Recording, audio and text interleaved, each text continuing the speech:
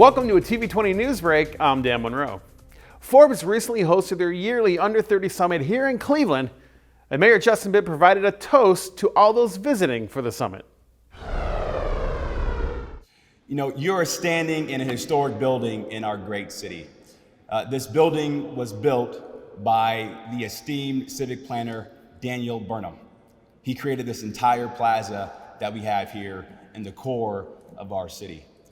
And he has this great quote that I try to live by every single day. Make no little plans. Make no little plans. I think our awardees here today have always had big, bold, audacious plans. But as we celebrate your honor here this week, as we write the next chapter, now more than ever, to heal our nation at home and abroad, we got to make bigger, bolder, more audacious plans. And we at Cleveland want to lead the way. So let's toast to your vision, to your entrepreneurial spirit, but also let's toast to the fact that Cleveland is making a big, bold comeback. Hear, hear. Ohio Representative Shontel Brown also joined for the toast. A native of Cleveland herself, the Congresswoman celebrated all the progress Cleveland has made in the past years while also welcoming the guests to the city. So I could not be more proud to stand here in this rotunda with the mic going in and out to celebrate this one because it is a big deal. Thank you, Forbes, for choosing Cleveland, the best location in the nation. We are definitely in the Renaissance position, and we are definitely coming back. This is a time where we get to celebrate, uplift, and shine for the rest of the world. The CEO was telling me he was on a plane, and people were talking about Forbes and 30 under 30. Cleveland is on a comeback. It is. And so with that, I just want to say welcome back to Cleveland. Make sure you spend lots of money here in Cleveland. The mayor welcomes you to Cleveland, and I'm welcoming you to the 11th Congressional District. Enjoy, God bless, and happy celebration of the 30th year. The Northeast Ohio Coalition of Disability Organizations hosted their second annual March for Access, and TV20's Alex McTurna was there for the celebrations. Made up of about 20 nonprofits, the NOCDO serves the disabled people of Northeast Ohio, advocating for both local and statewide change on their behalf. While this year's March for Access was a celebration of accessibility in Ohio, according to co-chair Chris Garr, more can be done to better serve the disabled community, especially in regard to the arts. We love the arts in Cleveland. We have so many great artistic institutions here, but we want to make sure that people with disabilities have all the access that the greater public has to those arts, whether it's experiencing art for yourself or being a patron of the arts. You know, in the disability world, a lot of times, we don't have to make something accessible because not a lot of people are using it. And that couldn't be further from the truth.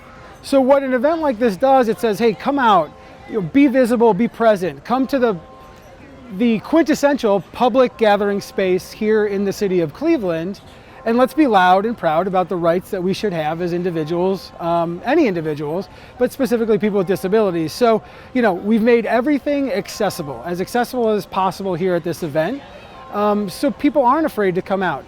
First to public square, but then to make sure that people can go to the theater and visit our museums and take advantage of art spaces so that they can do art and experience art for their own. Beth Glass, co-chair for the NOCDO, shared the itinerary for the day and what she hopes participants would get out of the event. During the morning, we're doing arts projects and advocacy, all things celebrating disability and disability pride. People can decorate their wheelchairs, they can contribute to public art. We'll have speakers during our rally, artists with disabilities, as well as several elected officials will be speaking. And then afterward, we'll be doing a march, a short march to the library and back to Public Square. At that point, we'll have Barrio Taco Truck, we'll have a performance by a deaf choir, and some poetry reading as well.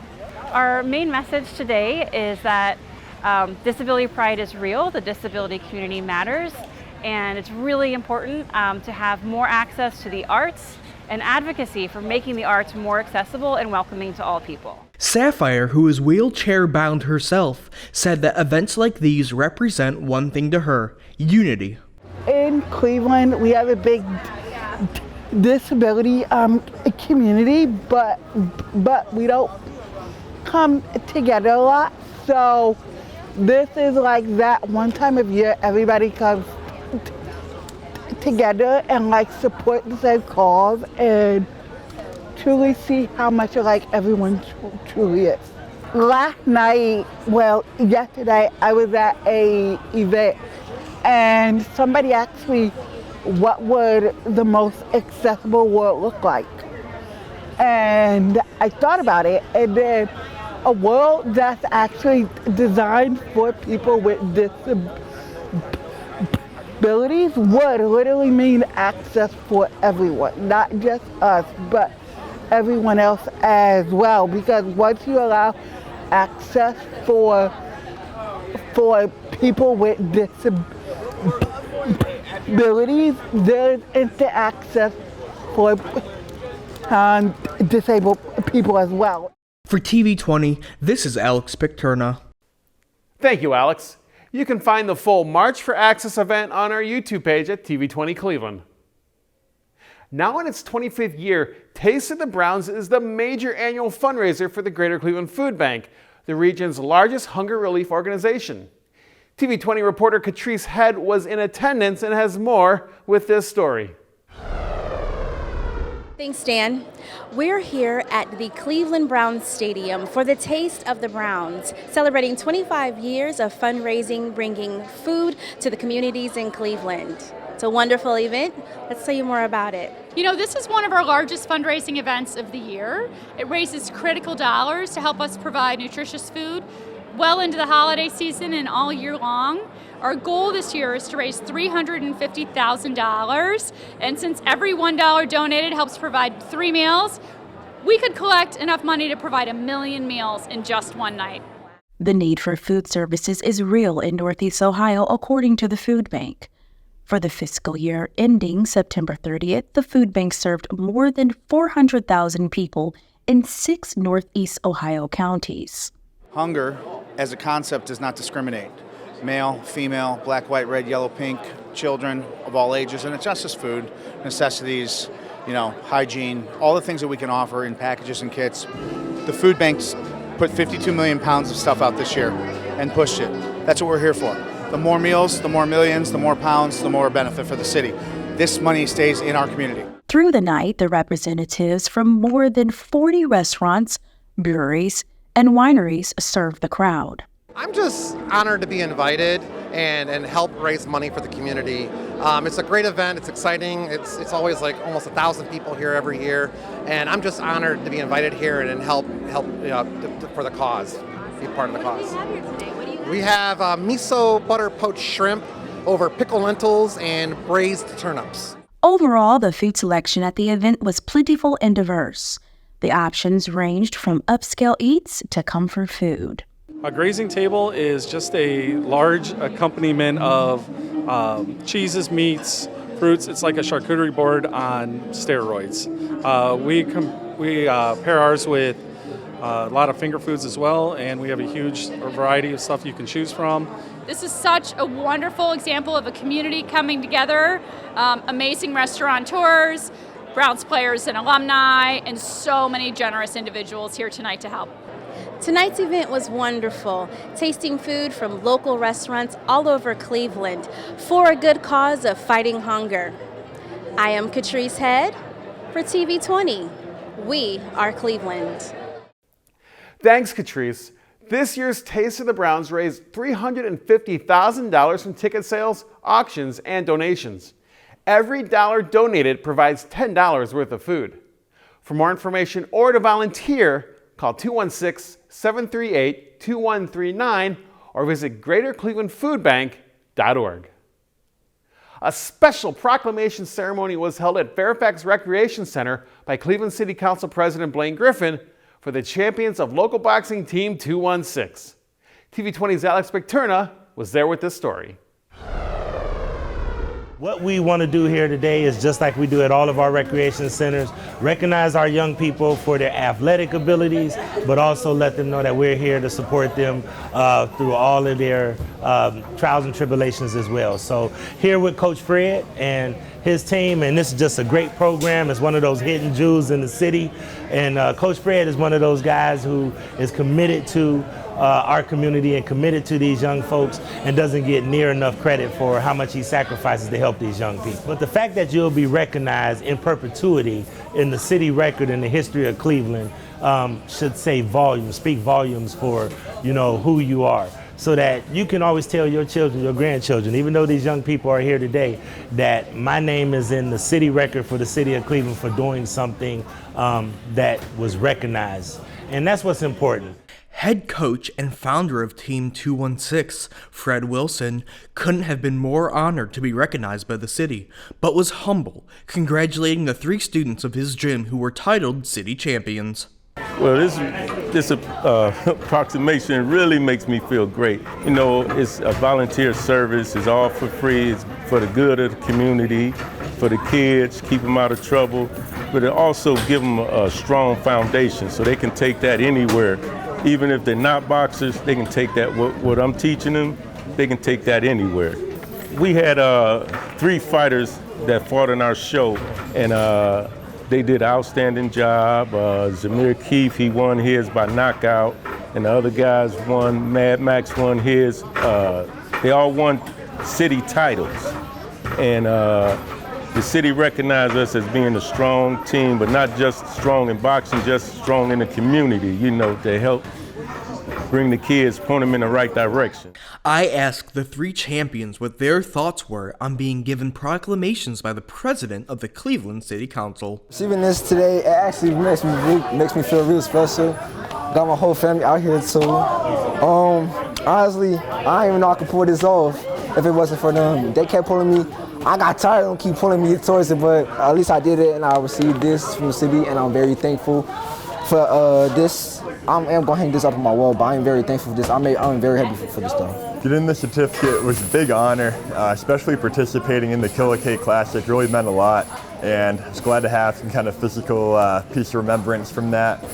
You know, I mean, 216 is always about doing it for the community, and just meant a lot that the councilman would come out here, you know, spend his time, because he believes in boxing, he believes in 216, so it's glad to see him out here. Man, receiving this is just like, it's like an accomplishment, it's like a blessing, for real. So it's just like, receiving this is like, I just don't know how to explain it. It's just a good feeling to have, for real. So it's like, I feel accomplished. I feel like I'm doing something here for the city, for our team back here. So it's just like, it's hard to put into words, because it's just a good feeling.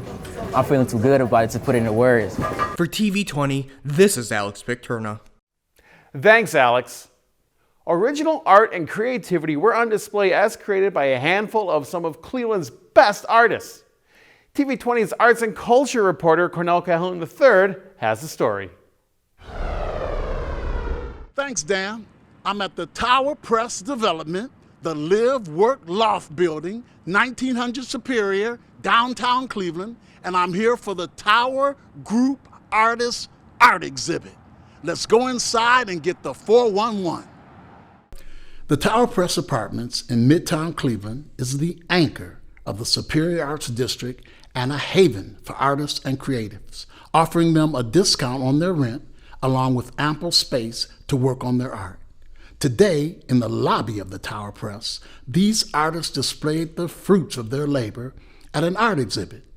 I spoke with Karen Prokowski of the Tower Press Development about the community of artists in the building. Arts are so much, especially in this building. This building has such a strong sense of community, and the arts have such a big part of that. So many of our artists here decorate their doors. They create such a sense of community, and their personal identity is showcased for everyone to see. Longtime resident and artist Dan Morgan spoke to me about how his art was inspired by his time working at the Cleveland Museum of Art. I was working on a part-time basis at the Cleveland Museum of Art. I was a guard, and when I was a guard, what I was doing was meeting different guards, and I was looking at beautiful pieces of art on the wall. And so what I ended up doing was mixing the beautiful art with some of the people I was working with. So actually, we all know Jesus Christ, right? But this is a Leonardo da Vinci, and this is Andrew, who is also a guard who worked at the Cleveland Museum of Art. 20-year Tower Press resident Robert C. Banks says being an artist at the Tower Press Apartments has many benefits. Having a space big enough to be able to work and just do the wildest, craziest stuff, be focused, not have any domestic disturbances or any distractions, but being downtown in an industrial landscape, an industrial environment and everything, at the same time with a living facility to go with it. Also being downtown Cleveland, really convenient, walking distance from Public Square, right on the bus line, close to the lake. So everywhere I need to be in terms of being able to find things accessible throughout the city. It's like the perfect location, perfect landscape, the perfect creative environment. New resident Gar Bernard says he likes to use his art to connect with his audience. What excites me is just being able to communicate with an audience and kind of associate some kind of similarities between us. I use symbolism and metaphors a lot in my work to kind of, relate to a large audience. My inspiration is just to express myself. I feel like I've always kind of felt like it's something that I kind of had to play with the rules with, and so when it comes to my artwork, I kind of don't have to listen to anyone telling me what to do. Having an art exhibit is nice, but it doesn't mean anything if you can't get people through the door, and there's only one way to do that. Promotion, promotion, promotion. All the artists involved have to get the word out one way or another, whether they're knocking on their friends' doors or texting friends, whatever. But we're starting to get some numbers here tonight, and the idea is to get your art exposed to as many people as possible. So the more people show up, the more chance somebody might even buy one. What an incredible venue. What an incredible display of art. At the Tower Press Art Exhibit for TV20. Cornell Calhoun III, I'm out. Thanks, Cal. The Greater Cleveland Urban Film Festival, now in its 12th year, is known for showcasing outstanding urban-themed films and highlighting the importance of diversity and inclusion in the world of cinema. This is our signature event that kicks off, the film festival. So we always want to make sure we do a great job with our opening night. We always want to make sure we have a film that's show positivity. We don't want a film that shows the negative side of what it is to be in the Black community.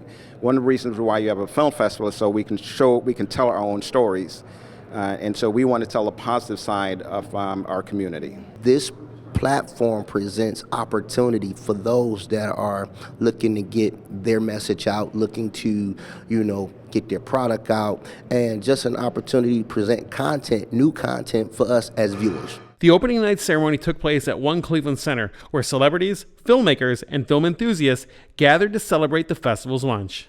This is fabulous. I mean, it has grown tremendously over the years, and it has gotten better and better and better and better. I mean, look at the crowd that's here today. You've got people from all walks of life here to enjoy these films. With the film festival having its history, it allows us to be on a national level.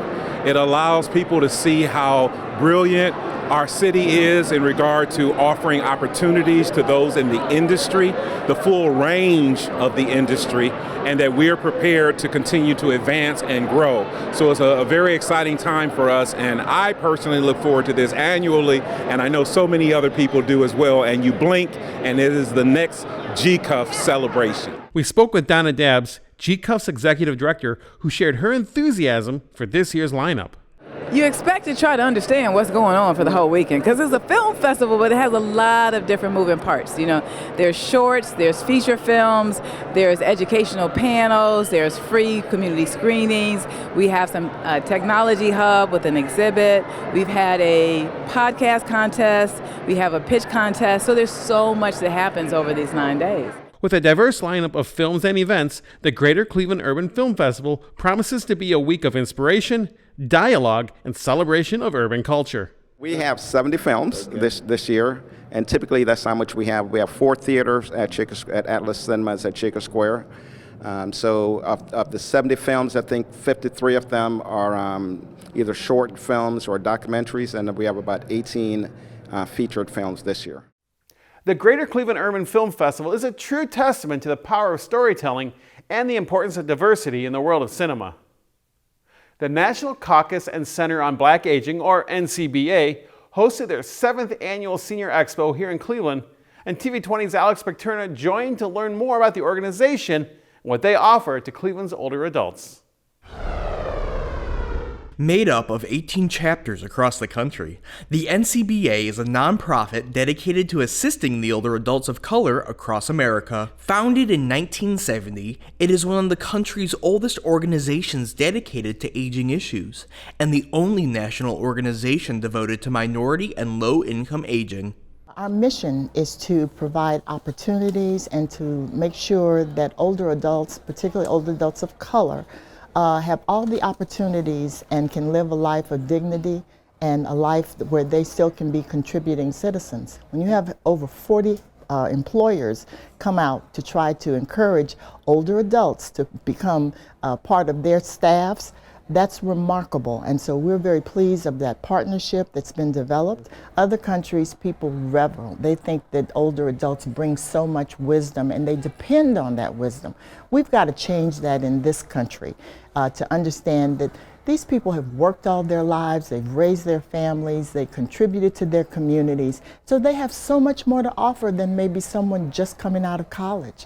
So we want everybody to continue to respect older adults, respect their wisdom and their experience, and this is what this program does. It helps enhance those. The Senior Expo was the idea of former program manager for the Cleveland NCBA chapter, Willie Wright, who explained what the NCBA provides to older adults to help fulfill their desires to return to work in their later years of life. As seniors are getting back out into the workforce, there are those hiccups. I won't even call them trials, I just think they're hiccups that they run into.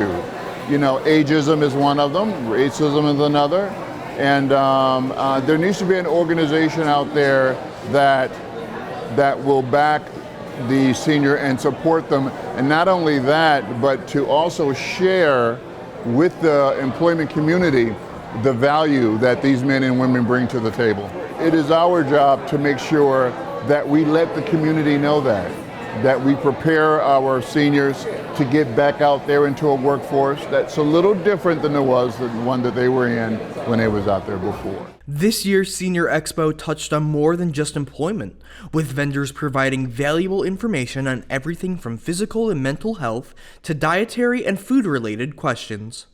For TV20, this is Alex Picterna.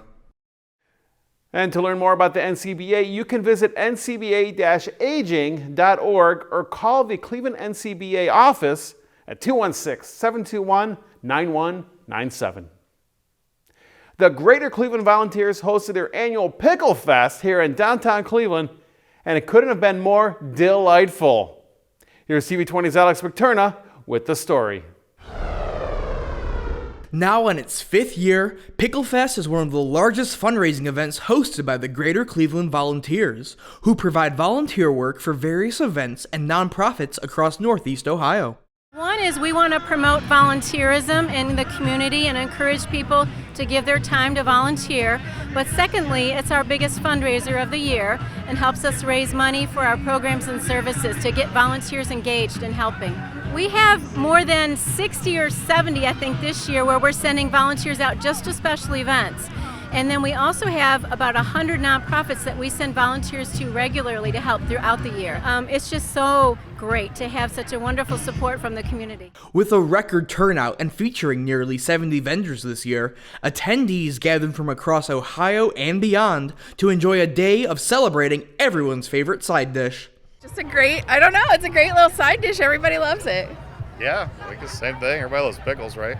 When I was in 7th grade, I was not a good student, and my mom asked, what can we get you to pass? I said, a big jar of pickles from BJ's.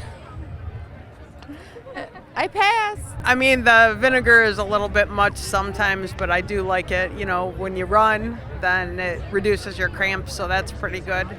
Finally, I caught up with one of the vendors for this year's Picklefest, Randy's Pickles, to learn more about the local business and what they do different compared to large suppliers of pickles.